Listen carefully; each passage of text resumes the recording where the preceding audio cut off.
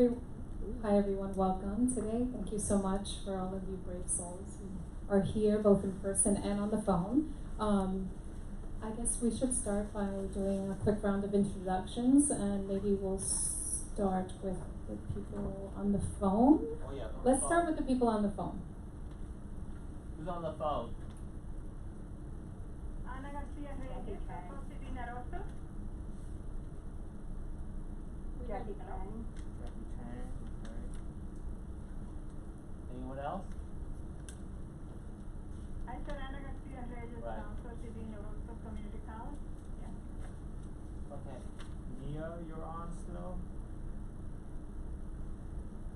Yeah, I think Nia's on the phone. Charles Clayman, are you on?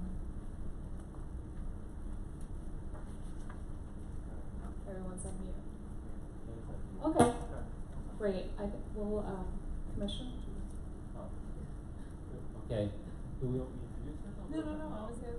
Okay. We have two visitors. Okay.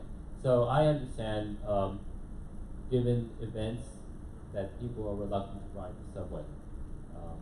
So I know this was a time where everyone thought it was a good time, but that was before the coronavirus. So hopefully, for the June meeting, it'll work itself out, but we don't know. In the report, which is lengthy, I'm not going to go into it. I want to say two things that I think frame where we're at as an agency. I think this is a moment of great opportunity for the future of DYCD, and I'll talk about what that means. But I also think it's a moment of potential short-term crisis for the agency. The opportunity for the future is, I think for the last 6 years, our staff have worked diligently to really transform the agency to this settlement house approach. And I think for me, the milestone was the staff conference in January, where Jeffrey Canada keynoted. And there is no video, because I think that was the agreement. Because he wanted to speak freely, and he didn't want to have video. So I don't know, is there anything we can share from that conference? We can look into it. Yeah, because it was like over 400 of our staff, 80% of the staff showed up. And I think that's when, for many of them, it clicked what we were trying to do. So to me, it was a milestone moment.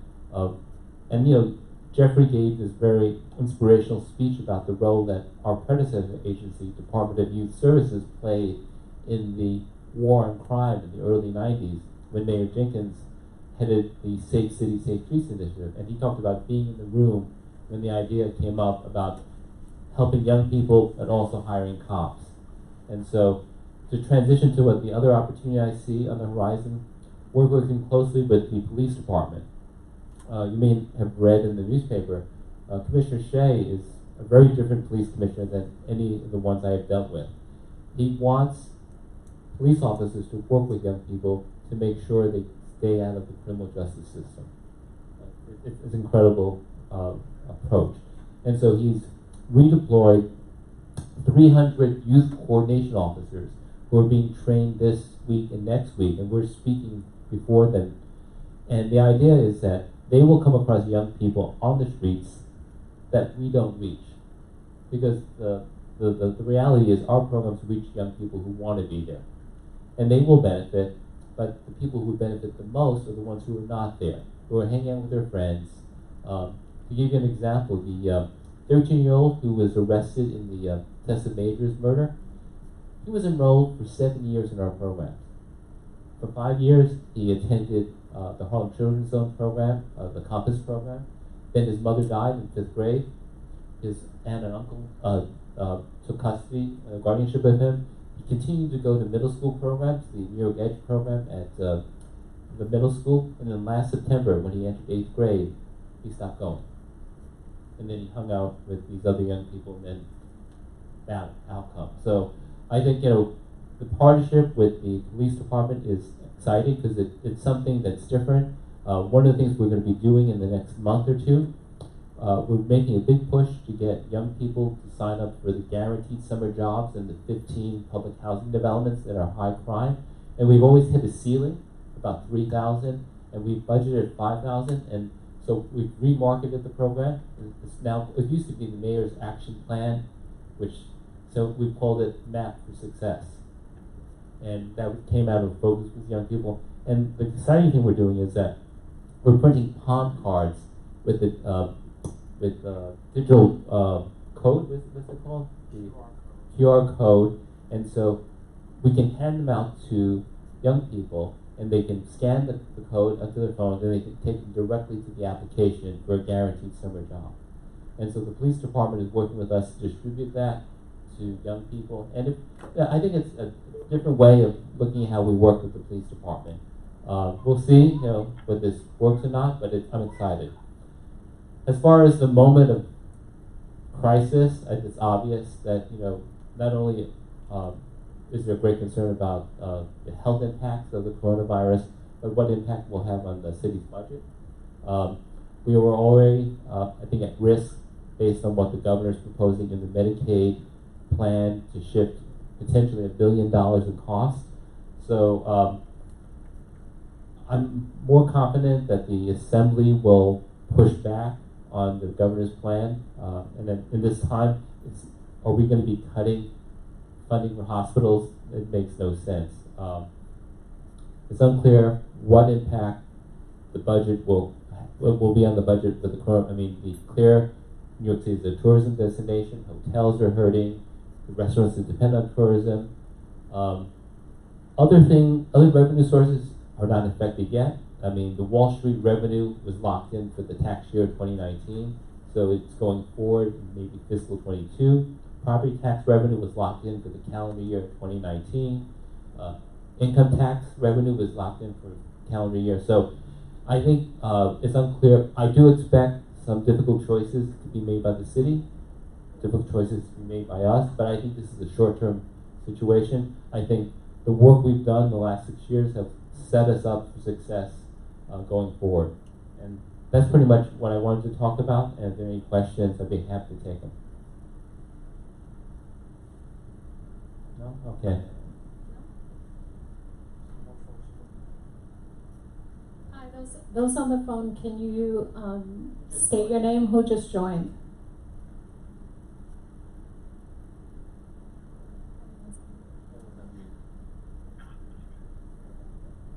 Hello?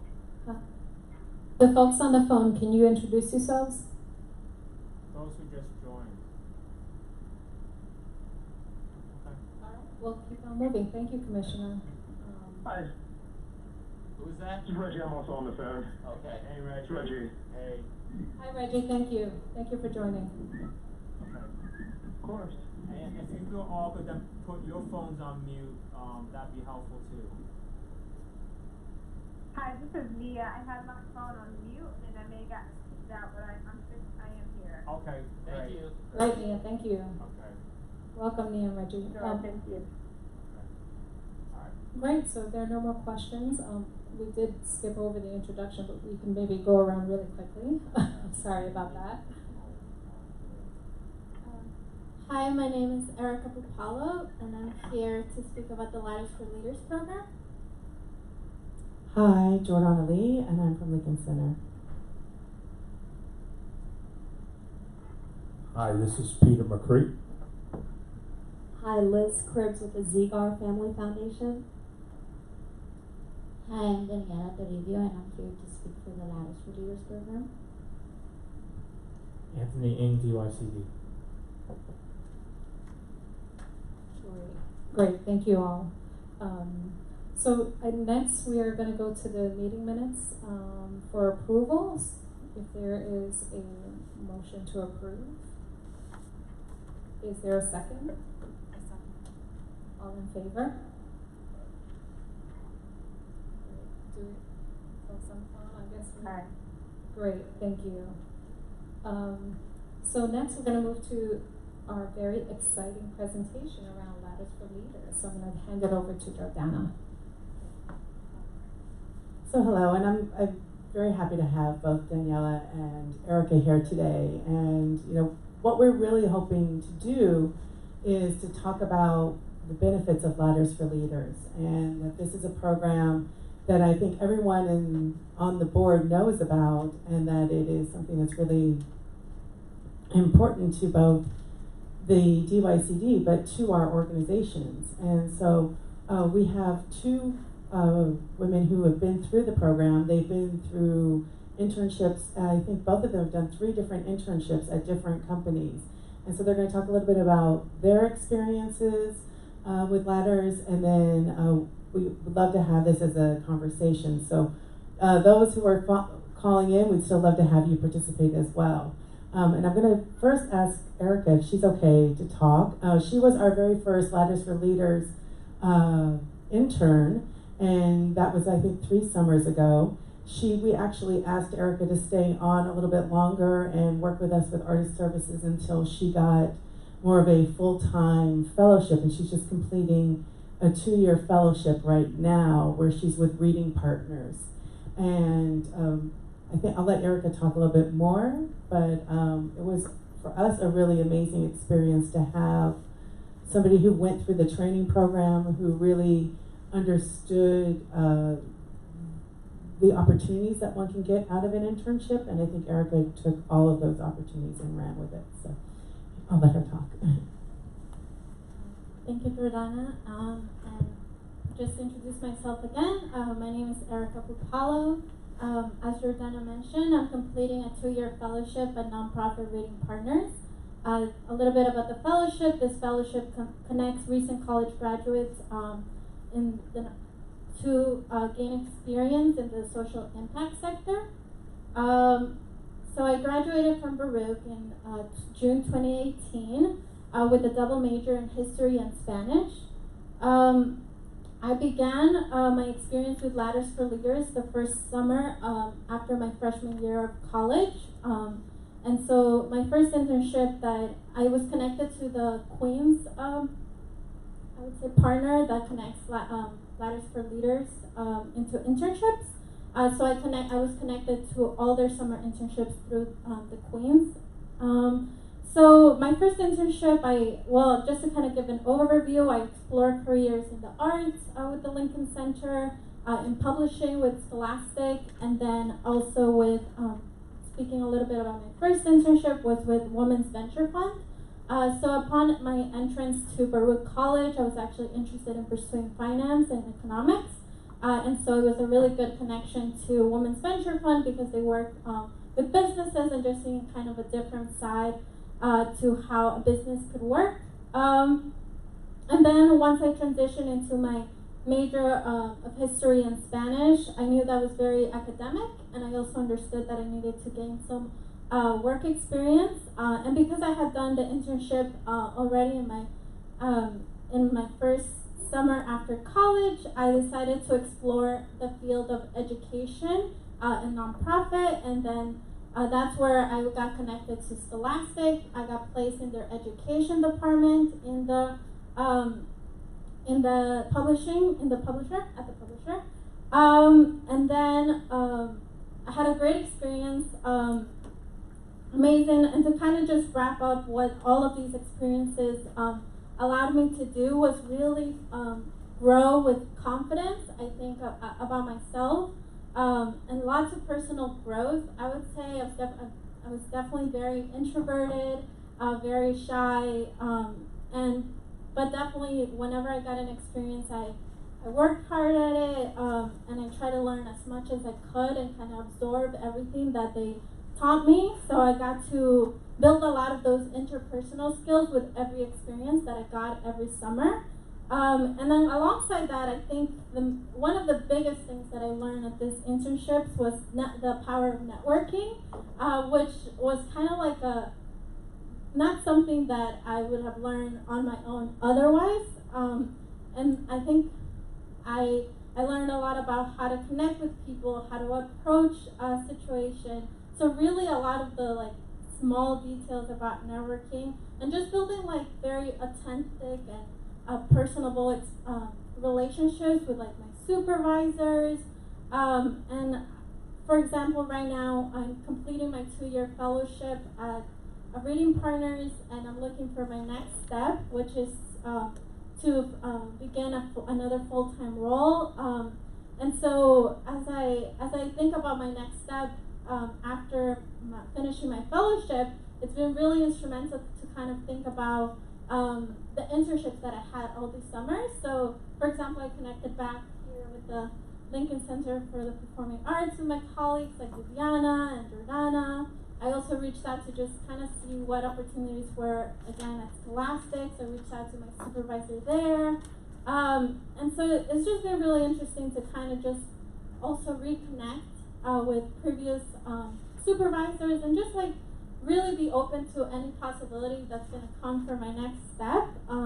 But I think all of the experiences that I had with Ladders for Leaders were instrumental to get me to where I am right now. If I didn't have the program, I don't think it would have been as easy to get connected to internships. And I also think it didn't have that component of when I did first the program, there was the component of building your resume, building your cover letter. There were different workshops throughout the summers before the internship to kind of really strengthen the candidate before they're sent off to their internship site. So that was super helpful. And I think just having all that kind of support alongside when I was doing the internship, knowing that I was part of this program. And so I also connected with other Ladders for Leaders participants when we went to this internship site. So for example, at Scholastic, we had like 5 other Ladders for Leaders participants there. So we really connected, and we still keep in touch up to now. So it's really building those relationships with fellow peers as well. That was really nice. Yeah, so I think those are my kind of insights and what I got out of the program. And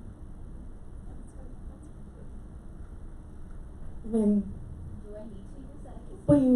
I know, but we are actually recording, so this way it stays on our transcript so other people can see it. Thank you. So thank you everyone for having me here today. As I said earlier, my name is Daniela. I currently go to Baruch College. I'm a 3rd-year student there. I am actually double majoring in political science and philosophy. I'm also right now an intern at Viacom CBS as their social impact in their social impact department. And I started with Ladders for Leaders when I was 16 years old. I was in high school. I am a 1st-generation college student and an immigrant. So at that time I was currently in a high school, special high school for people who immigrated from Latin American countries and didn't know how to speak English. So I was learning English at the same time that I was doing this internship. So Ladders for Leaders gave me the opportunity. It basically changed my life because I was introduced to the professional world that my parents were not being able to introduce me to. It was the first time for me working in an office, having to talk to people in a language that I wasn't used to by then, and just learning about what it would mean for me to become a professional. So after that summer, which I consider I was a baby back then because I was 16 years old and I was brand new to the country, it changed me.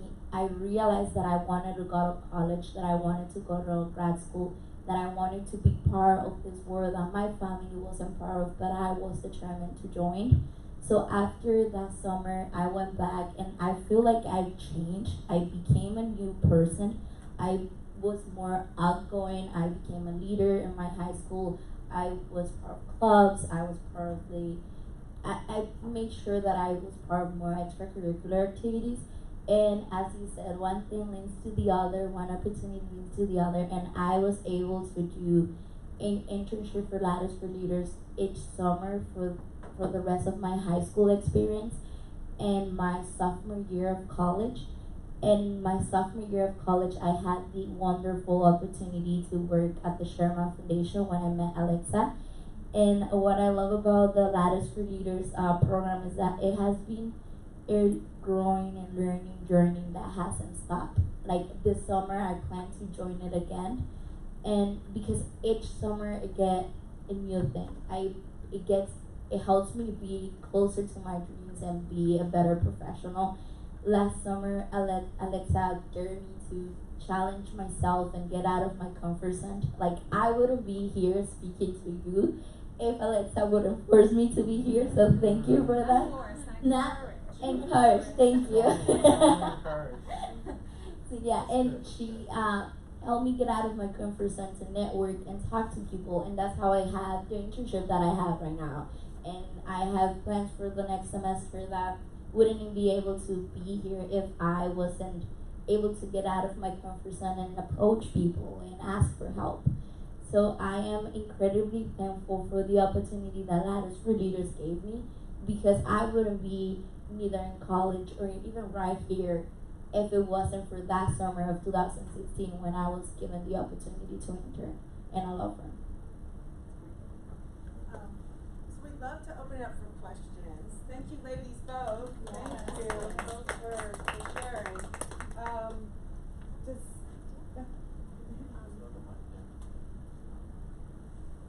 And this is for both of you. Just would love to hear just one, you had a lot of great experiences, but one project or program that you worked on that was especially fun or interesting, just to give us a little color. I don't know, do you want to start? So one of the, I think, eye-opening experiences, and I gotta give it to the Lincoln Center for the Performing Arts, because before that, I don't think I've been exposed to the arts as much as I had that summer. Just being able to see people from all walks of life do performances at the atrium where it was available for the public for free, and being able to be part of that every Thursday and seeing like shows, listening to different music. It was just such an eye-opening experiences that someone that kind of comes from like an immigrant background like myself, and as attesting to Daniela, could have and could experience. And it really made me think about like me and myself, like thinking about the arts, and I write, so I started doing more poetry, and so it really just like made myself open up to tons of new experiences, I would say. Thank you. And Daniela? Anything fun? So it was fun, but not at the same time. It was just interesting because I got to learn a lot about me and what I really want to do in my future. So I always knew that I wanted to help people, but I didn't know how. So this summer, before the summer, I never had an internship in a nonprofit or philanthropy organization. So when I came to Alexa, I really didn't even know what philanthropy meant. But Alexa gave me a bunch of projects, like a bunch of research that made me get to know what the difference between philanthropy and nonprofit, and a lot of nonprofit organizations and what they do. And I also had the chance to do side visits and talk to the people in charge of these organizations. And it helped me be clear of what I want to do when I finish my undergrad. And after that summer, I said, like, I have to be part of a nonprofit organization. And I did. I interned at Hair Justice, and I absolutely love it. And I wouldn't be able to do that if I didn't, like, have that research program, like, the whole summer long. How did both of you find out about the program? Okay. So I was introduced to the program through my high school counselor. She was part of the program herself, and she wanted us, yes. Well, your counselor was part of the program. But she worked there, not as a student. She worked there for a year or two, and she knew that it was a life-changing program, so she made me and a group of friends apply for it. What high school? Gregorio Luperon High School. I'm so sorry, can you share the counselor's name? Her name was Jeribel Lopez, and she worked with Pencil Fellows who work with. There we go. Oh, okay. Yes. Pencil was connected. Got it. Okay. Yeah. Thank you.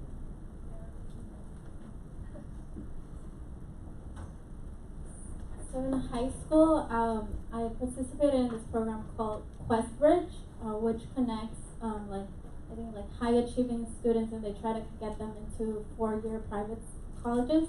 Just a little background. Basically, the advisor of that program had created a LinkedIn opportunities where she just posted opportunities, and so I saw that opportunity. I opened the link, and that's how I found out about it. So this is Alexa, I would be remiss if I didn't talk a little bit about my experience with Daniela. It was the first time the foundation had a Ladders for Leaders student, and clearly we were thrilled. I mean, both of you exhibit enormous leadership, and all you needed maybe was a little encouragement. But clearly, even in 2016, you went and found opportunities, and you stuck through them, and you did work that you needed to do, and you confronted fears. So I just want to say thank you for being courageous and for stepping into those spaces. And so it was truly our honor to have you, to host you. And in meetings with funders and with nonprofit leaders, folks were always so impressed with Daniela and her excitement and her potential, and how we're going to be good if you are the leaders of today and tomorrow. We're in pretty good shape. So it really is a reflection of the program and the caliber of students and the engagement and all that you put into it. So I guess I was curious if you would talk a little bit about where you're headed and what are you looking forward to. Sure. So this is an interesting question right now for me, because this is where my head is right now, where I'm headed, because I finished my fellowship towards the end of June, July, but I've already started looking for jobs, applying, and just really thinking where do I see myself for my next step. And so I think as with all my experiences that I've gotten, I really learned that I really like to work with young people. So I want to continue seeing if there's opportunities, and this is, I guess, perfect, in youth development, seeing if, I really like my experience in the arts, so seeing really if there's, a lot of my work that I do right now is with Reading Partners in community engagement, and so it's really seeing if I can see myself progress in that career path, like community engagement, but in other kind of nonprofits related to youth, the arts. I'm really tied, I guess, to the nonprofit and just giving back, and I really like that. But kind of Daniela, being open to new opportunities as well. So I'm a writer as well. I started writing last year very intensely and started to really put myself out there. And so that's also a part that I want to continue doing. So I'm really trying to figure out how to do all these things. But I know my main step is securing a full-time role in any of those areas by June, July.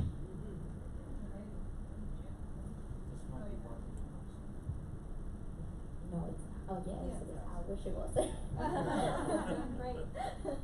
Yeah. So as I think I said it at the beginning of my introduction, I hope I will go to law school once I'm done with my undergrad. I want to focus on international law. I am incredibly passionate about politics, and especially politics of Latin America, especially nowadays with everything that is happening in our democracy crisis and all of that. So I want to go to law school, focus on international law, and just make sure that whatever I do is giving back to my community, because that's so important for me.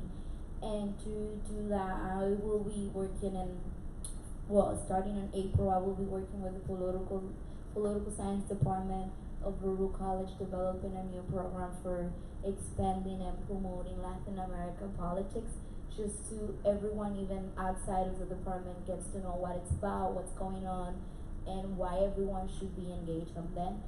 And yeah, so right now I just want to finish undergrad, then go to law school and become an international law. So I got one question actually for Anthony. As far as I want to know, how many students actually participate in the program on an annual basis? So the better person to answer that question is Dalsie here, who has made an appearance. So Dalsie, you want to introduce yourself? Yeah, sure. Hi everyone, my name is Dalsie Andrade. I'm the Director of Employer Engagement and Partnerships at DYCD, covering the Ladders for Leaders program, but also other programs within the portfolio. So just to give you all some stats for last year, we had close to 7,000 applicants to the program. And again, with Ladders for Leaders, I'm so glad both of you all are here. It is a competitive application process. So all the young people have a 3.0 GPA or higher. They're also coming into the program with prior work experience, and generally they're around the ages of 16 to 21. So the program does work with high school students, juniors and seniors, and also college students, so freshmen to juniors. So again, back to the stats, close to 7,000 applicants. We trained about 3,000 and placed a little over 1,100 into internship opportunities. And what we do focus on with the Ladders for Leaders program is specifically professional project-based work opportunities. So we always say this is kind of the advanced, a little level up than say filing, answering phones. It's really focused on professional opportunities where a lot of the high school students can contribute substantially to work that is available, share their ideas, especially their tech savviness that they always bring to different opportunities. And the college students, they're really focused on producing high quality work products for the teams that they're engaged with.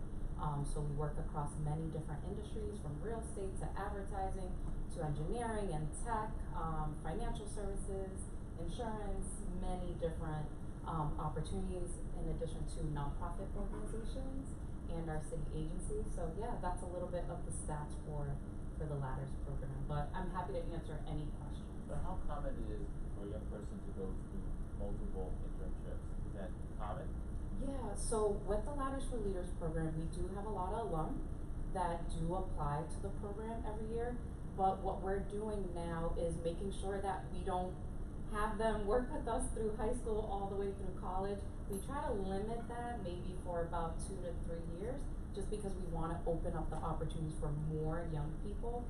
And what we also try to do, some of our employers are so happy with their interns that they want to rehire that same intern for the next summer. We try to limit that for just 2 consecutive summers, because we want to make sure that folks are, broadening their experiences and that they're, working with different employer partners.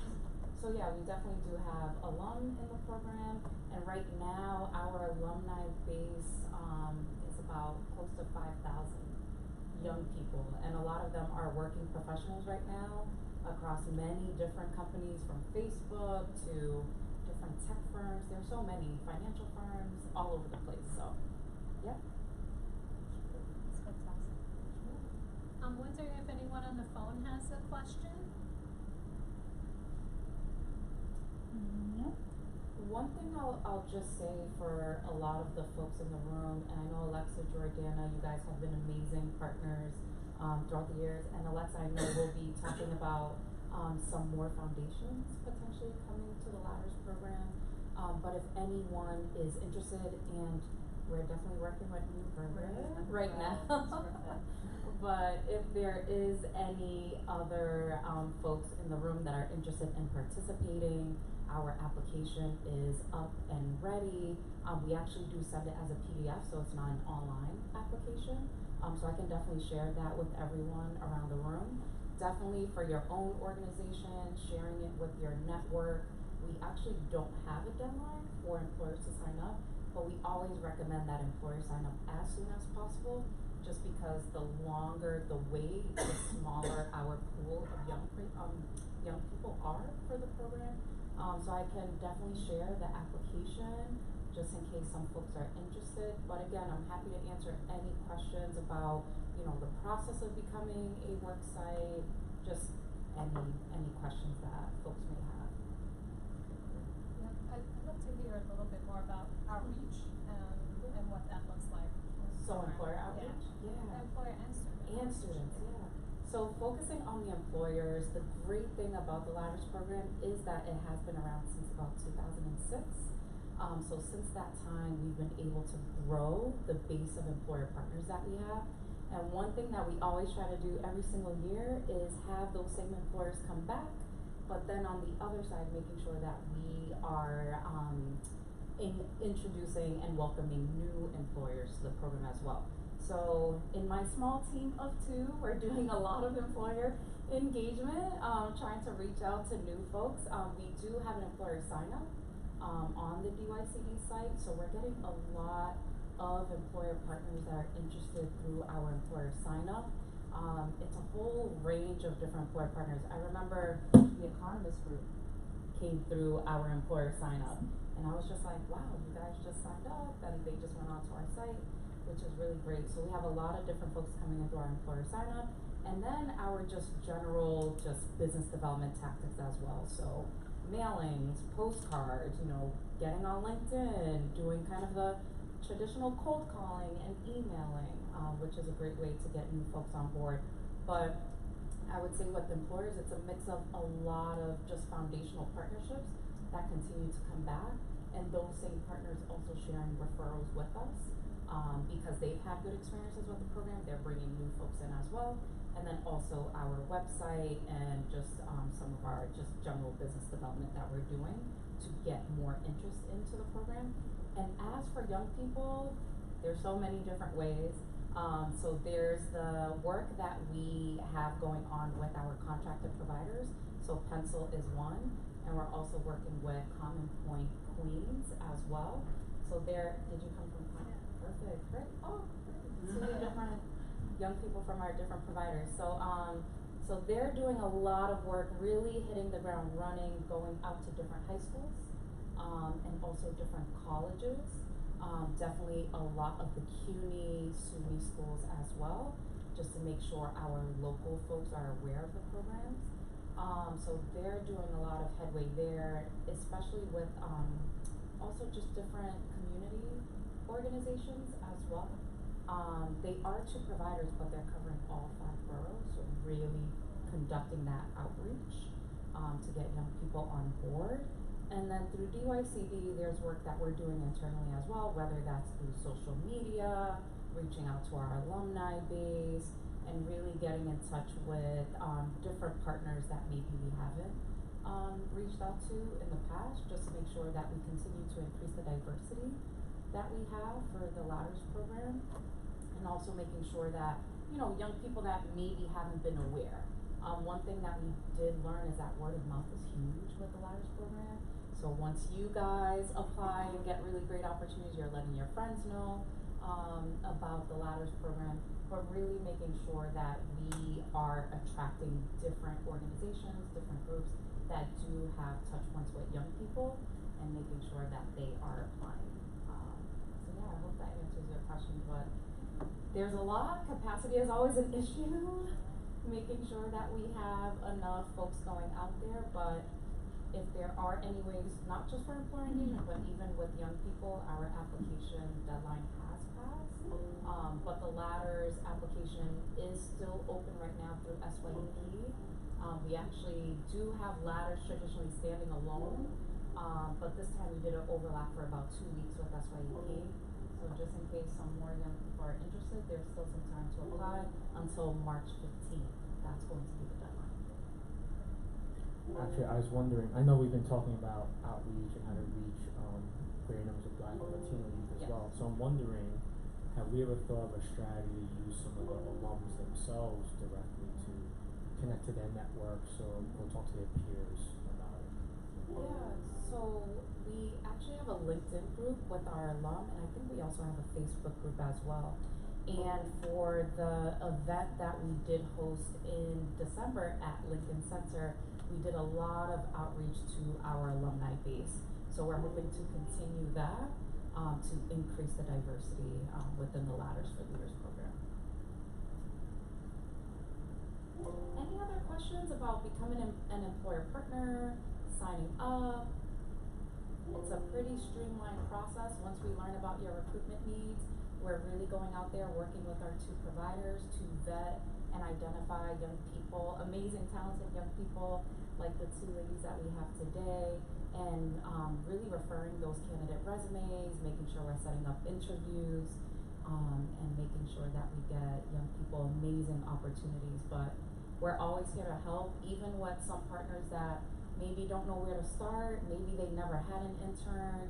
We are here to help to even create the position descriptions and things of that nature. So we're happy to kind of hold employers' hands through the process and to get them on board. But yeah, if there's any questions, I'm sure, Anthony, you can share my contact information and we can take it from there. I just want to reiterate,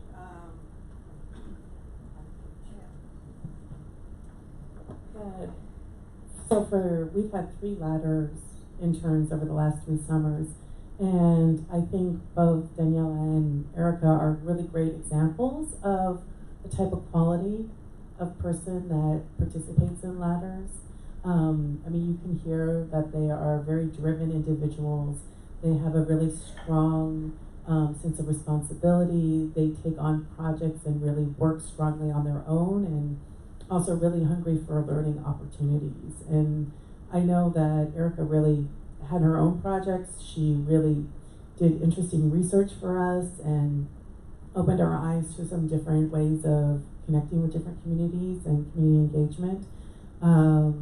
So it's just something that I've really we've benefited, and I've personally benefited from having this experience, because it's really, it challenges you as the person who's hiring the intern to really think about, like, who are you bringing in, who are you learning about, and what are they going to make you see, and make you see things differently, and understand those connections in a deeper way. So it's been really a two-way street and very beneficial for everyone. So I have one last question, if there's still time for some questions. Yeah. So on that point, Jordana, and I know there's a recent New York Times piece that talks about the different generations in the workplace. So I guess I'm curious to hear from Erica and Daniela, as two individuals who are going to be entering the workplace and the workforce in a more permanent way soon. What are some things that employers need to be thinking about for your generation, the next generation of workers? What should employers be thinking about in terms of your needs and what you want to see, and it's something. I mean, your comment to them prompted me to think about that.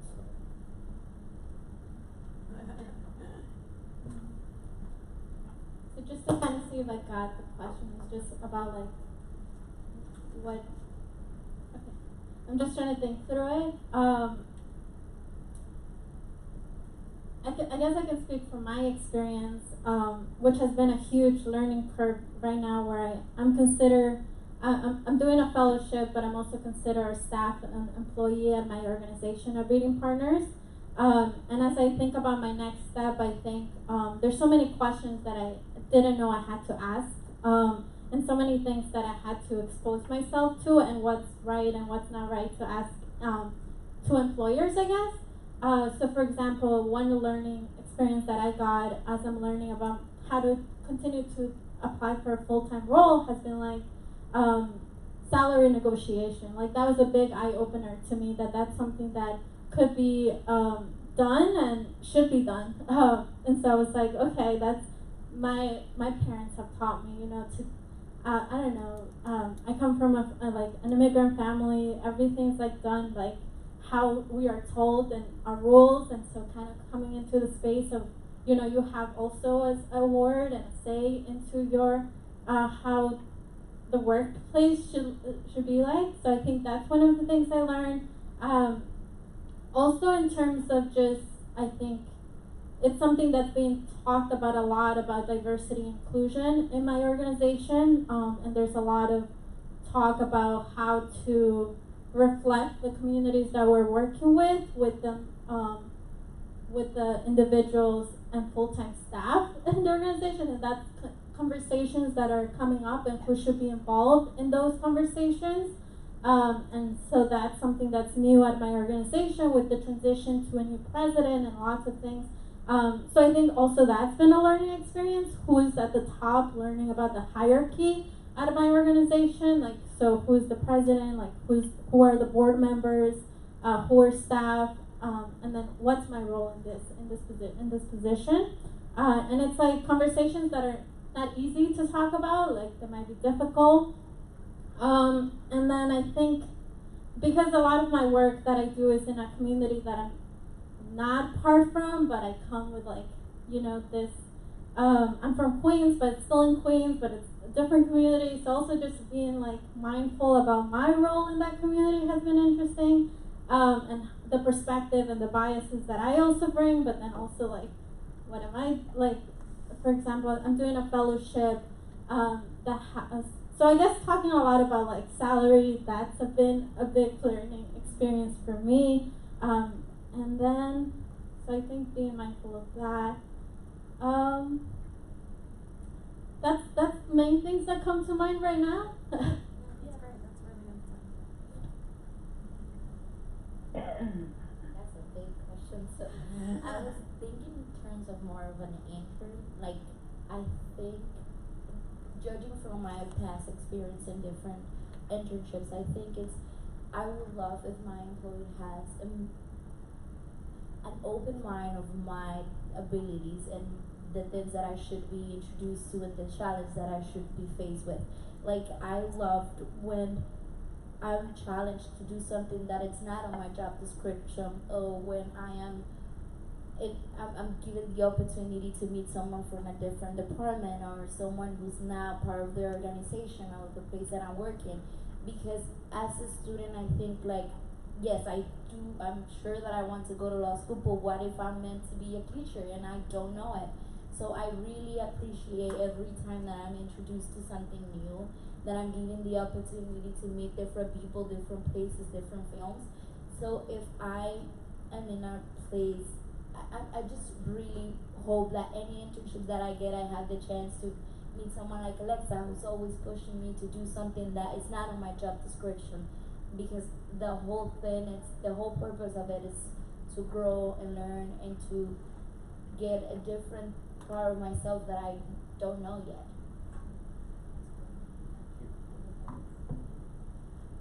That's a great question. Thank you, Andy. And thank you both again.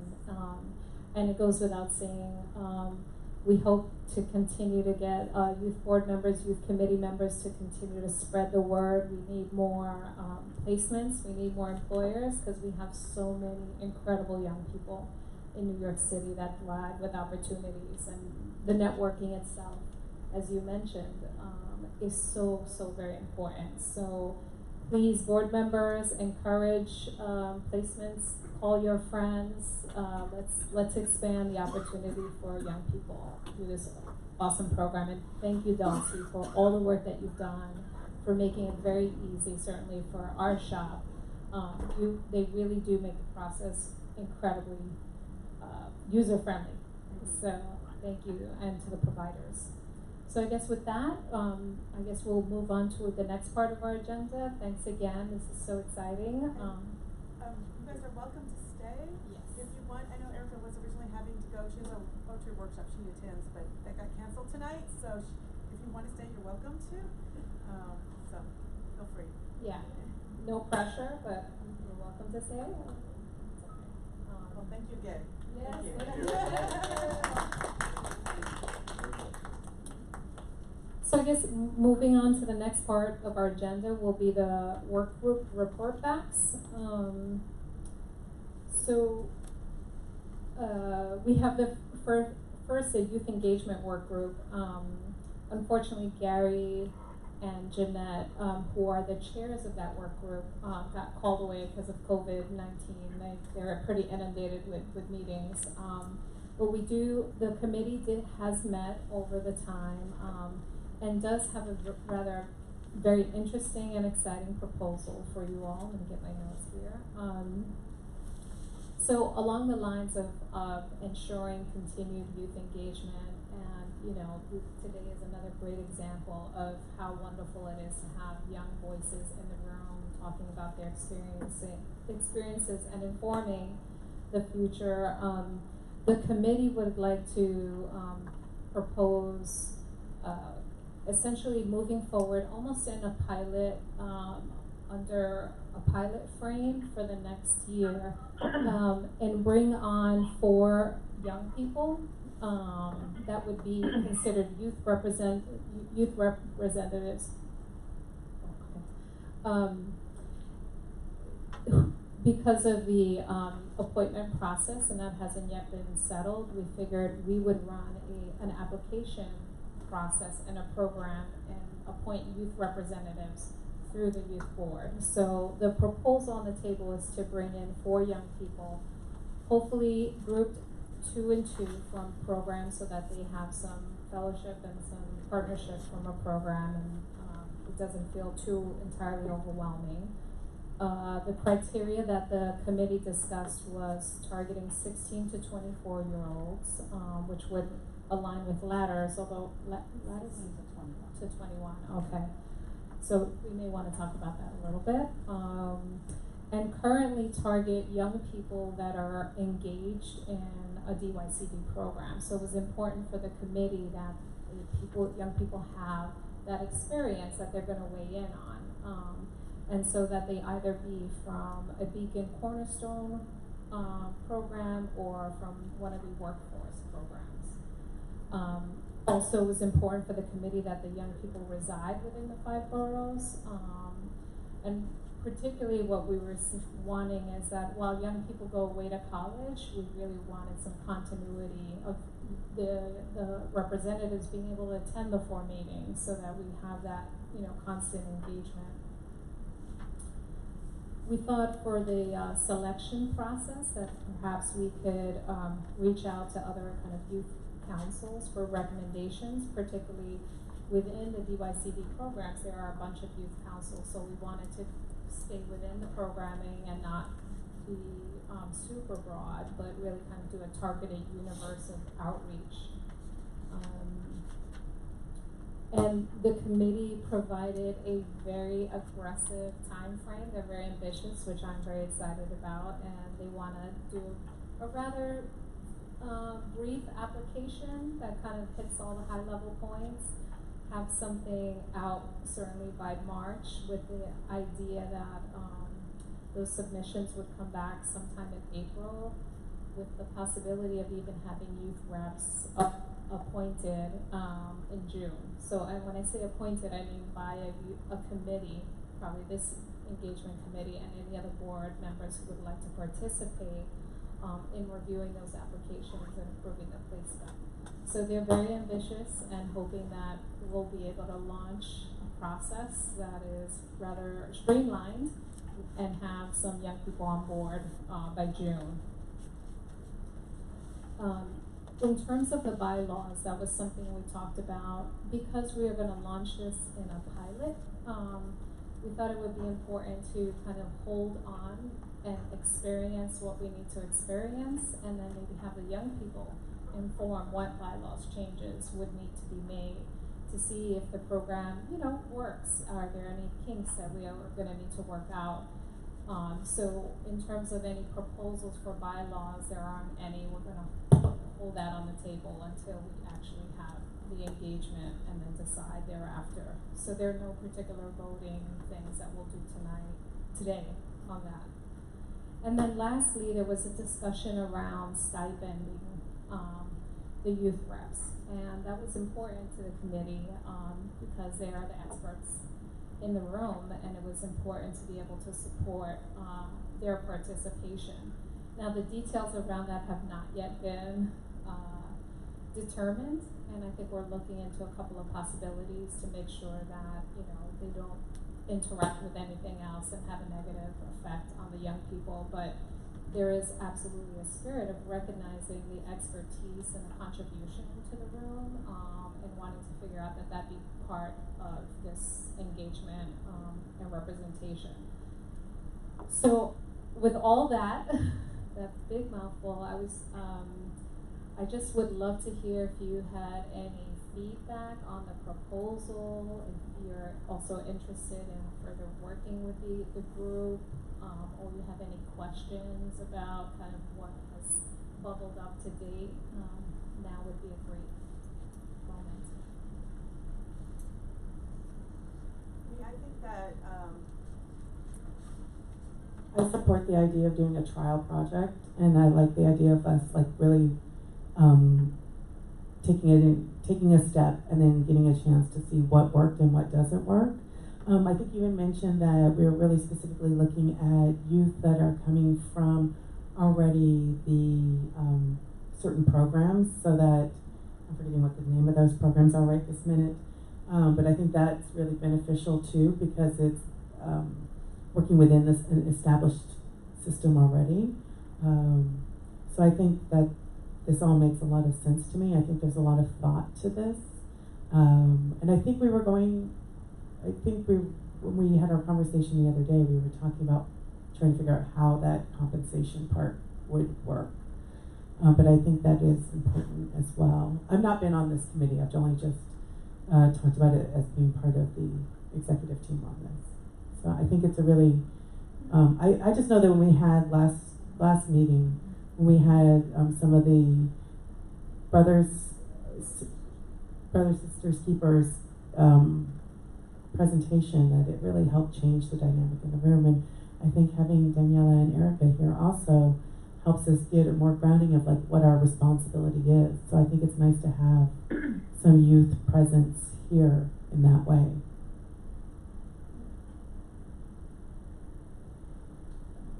Thank you, Jordan. I really appreciate that. I mean, in terms of the outreach, I think part of the committee's conversation was that it would be important, because this is a trial run, to partner with programs that already provide some of that support and programming for young people, so that they're getting kind of that leadership support, given that our engagement is, you know, we only have 4 meetings a year. So we want to make this as productive and supportive for the youth reps. So the committee felt like targeting those programs, getting the assistance of DYCD staff and making those recommendations. So we won't be doing huge outreach. It's going to be rather targeted, so that, given that we're in a learning process. So that felt really important for the committee. And also to just make it as meaningful. We certainly know we're going to learn a lot. So we want to make sure the youth reps are also getting a lot out of this part. So how long of a trial do you think? You know, how many meetings will constitute a trial before we decide what we're going to do? Good question. So we haven't determined the date, and I think, given the fact that I think the committee felt really free when we framed it as a trial, right? So we weren't kind of stunted by perfection, but really wanted to jump into action. And so I think it's going to be a little bit of an iterative process. I think we're going to learn. I suspect a year is going to be more than enough time, right, for us to do some reflections and refinements. Given that we all serve year-by-year terms anyway, it felt like a year is probably about right. Yeah, because I was just thinking that if we're going to be giving this young people stipends, you probably want it to be at least a year, so that it would make sense. You know, you're not going to have them come for 1 or 2 meetings and say, okay, thank you. But I think it's a great idea to have young people on board and participating.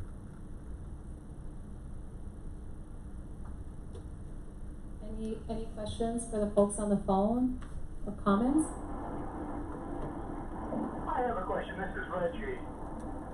Have we thought about how we're going to deal with potential, especially for the youth, for the young people participating, how we deal with folks who drop out?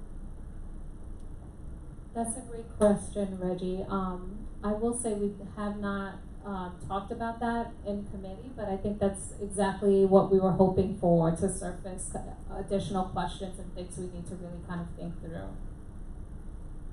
So I'm jotting it down, and we'll take it back to the work group. Well, that be a situation, but you know, that's sometimes the reality with young people is that, you know, either they bite off more than they can chew, or circumstances just happen, if they happen to all of us, and it's a commitment that they can't keep. I hear you, and I think I'll definitely bring that back to the committee, and I think that's also part of why we wanted to make sure to partner with programs that have this kind of ongoing engagement with young people first, so we can really address all the things that we're not anticipating. So I think, you know, a lot of the beacons and cornerstones have youth advisory councils, and so these are young people who are already bought in. They meet on a regular basis, so there's almost like a screening of young people who demonstrate a commitment to this kind of effort. So I think that will help. On the workforce programs, I think the ones that probably would be good recruitment places are the Learn and Earn, which is formerly the in-school youth program, but because these are high school seniors and juniors, and it's a year-round program, because if you want to have a support mechanism, I think the best place to tap into is programs that are year-round. So the community centers are year-round, in-school youth is year-round. Some of these employment programs are not year-round. So even though they may be great young people, you want to have some sort of structure in place that during the school year there's someone they can lean on. That's really helpful, Commissioner. And I guess I will just say, if for all the board members on the phone, certainly everyone here at the table, if you are interested in really, engaging in this conversation around further development and implementation, which will be happening certainly over the next several months, if we can get the placement done by June, please let myself, Anthony, Andre, just send us an email and let us know you want in on this very exciting proposal. And I guess lastly, I'll just say thank all the board members who have been involved and who are very supportive, both in moving this meeting time from 8 a.m. to 4 p.m. to really accommodate young people's schedule, to make sure that they can be involved. And so I just want to thank everyone for that commitment and taking action behind that commitment. We've been talking about this, and it really is exciting. Every time we have, further action and representation, I'm so jazzed by it. So I just want to say thank you to everyone for that. So I guess if there are no other questions, this is an evolving project. We'll be reporting back to everyone. If there are no other questions or comments, maybe we'll move to the bylaws group. Yeah? So with the bylaws, one of the things we were thinking was we originally were hoping to make a change to the bylaws at this meeting, but with the idea of doing the pilot project and looking at the youth involvement, we'd like to actually suspend changes to the bylaws at this moment. I think what we're looking at is, in addition to youth involvement, we were also looking at this conflict of interest that's in the bylaws. Those were kind of the biggest things that we looked at for the bylaws, and that we talked about it, saying that we didn't see it as much of an issue as maybe it was at a certain time. But we did, Anthony did bring it up to the legal counsel, and they advised to keep those parameters still in the bylaws the way that they exist now. But I think the threshold right now is if somebody has business of like $5,000, and we're looking at changing that number to 10,000. There's actually no dollar amount right now. Oh, there's no dollar amount. Okay, I'm sorry. What's happened in the past is when we had candidates come forward, if they have a city council discretionary contract, which is sometimes as small as $5,000. Okay, that's where I got that number from. Sorry. So again, what our general counsel was recommending is to keep the conflicts provision in there, but have the board consider maybe there's like a threshold, like above which you can't be considered. So I think she was proposing the board consider 10,000. So that would mean that if you have a contract that's below that, you could be considered. If you have a contract above that, you can't be. The other thing about the provision that she liked, and she feel like gives us some flexibility, is that the language does mention that not only are you, if you're doing business, but are you also a key employee, a director, an officer, right? So that's like another like screen we have, right? So we've had examples of some members who were from organizations where we had business with them, but they weren't at that level, and we were able to consider that. So I think that's something to keep in mind. That I think she reminded us that in looking at that, while there's this provision, there is some flexibility. So I think it's on us to think about, is there a threshold? Is 10,000 the right threshold? Is that what we want to talk about? And we can have some of that conversation here today, and we can also have it between now and the next meeting. So. And then I think, thanks, sorry about that, I was getting notes jumbled from our other meeting. The other thing that we did discuss, let's see. So then the other things that we were thinking of doing for the bylaws were more minor. They were more of the idea of including phone meetings and special meetings for votes and things of that sort. I know once before we did do a phone meeting, but maybe there'd be also a way to look at video and other types of conferencing for special meetings and things of that sort. Ideally, we want everyone here together, but we also want to build in those provisions so that if we need to take a special vote, we can do it in different ways than just in present or on that one time when we did a phone meeting. So that was another thing that we're looking at for the bylaws. And then the last thing I think is I suggest that we just keep them where we are right now, that the bylaw committee discuss this idea of a threshold for the economics of conflict of interest, and that in June, because I know we could decide to make a difference, but I'm proposing that we wait till June to make any other changes, because also when you change the bylaws, it's a process, right? It has to go through legal, it has to go through all those things. So I think it's worth exploring changing the conflict of interest threshold and discussing that for June. And then knowing that probably after the year pilot with the youth involvement, that we might want to explore rewriting elements of youth involvement into the bylaws as well. Does anyone feel differently? The other thing that the bylaws committee did discuss a long time ago was the idea of term limits, and we decided not to put those on, but we did discuss those. We did really look at all the bylaws and really kind of go through and see if there was anything that we should just open up to explore, and this is where we've landed, that it was really youth and the conflict of interest. Those were the two things. So unless anyone has a desire to make a change, I think I propose we wait till next meeting. Cool. Any thoughts from the folks on the phone about this, about the bylaws? No. Okay, so Jordan, I think that's a good suggestion. We'll kick this back to the work group to think about the threshold provision and, come back to the board in June with some recommendations, and if we can take a vote in June on this, we'll do that. So, but we'll make no decision at this meeting. Yeah. Great. To change the bylaws, yes. And just wanna thank the bylaws committee for doing such good meticulous work on the things the proposals that we want to move forward, and their patience and just really kind of working it through. So thank you, Jordan and the rest of the group. So I guess with that, if there are any other kind of comments, announcements, or anything that anyone would like to offer, then I think we will be adjourning our meeting. Yeah. So I guess with that, meeting adjourned. Excellent. Thank you.